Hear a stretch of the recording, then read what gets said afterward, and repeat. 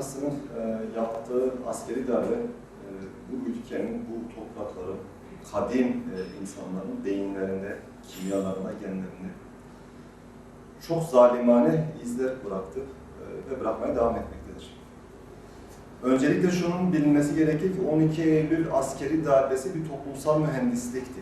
Yani birileri bu halka bir kimlik dayattı, bir kişilik dayattı, bir ideoloji dayattı ve bu ideolojinin sağlanması için de askeri darbeye başvurdu. Çünkü öncesinde toplumu kamplara bölen, gruplar arasında çatışmalar yapan, aynı silahla bir solcuyu, bir sağcıyı, bir Müslümanı öldürten kesimler maalesef 12 Eylül'de bir askeri darbe yaptılar.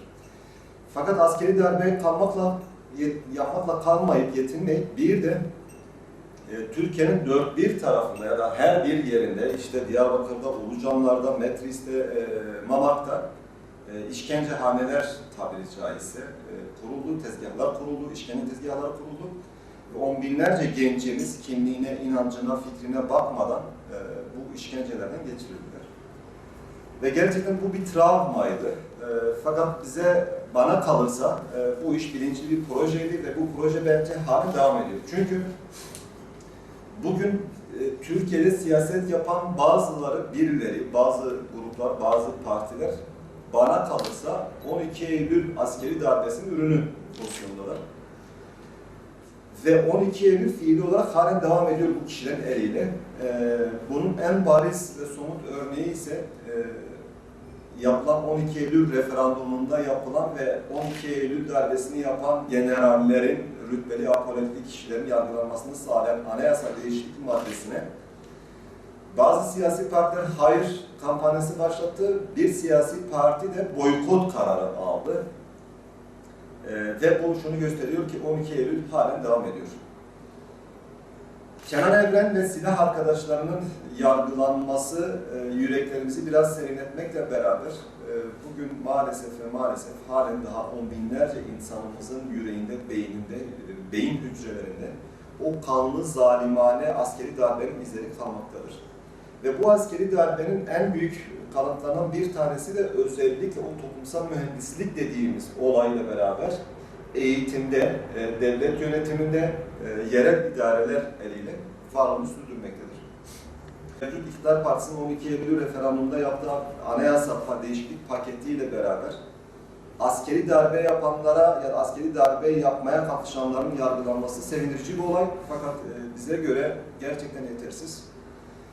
Bir başka bence yapılması gereken şey o dönemde yapılan işkencelere tanıklık eden mekanların, binaların birer abide, birer anıt olarak, utanç anıtı olarak varlığını sürdürülmesi gerekir ki bir olumlu adım burada Ulucanlar, Ankara Ulucanlar cezaevi bildiğim kadarıyla müzeye dönüştürüldü. Burada da temel beklentimiz bölgede yaşayan bir insan olarak ve pek çok yakınının 12 Eylül askeri darbesi döneminde Diyarbakır cezaevindeki, Diyarbakır zindandaki işkencelere maruz kalan birisi olarak benim de talebim.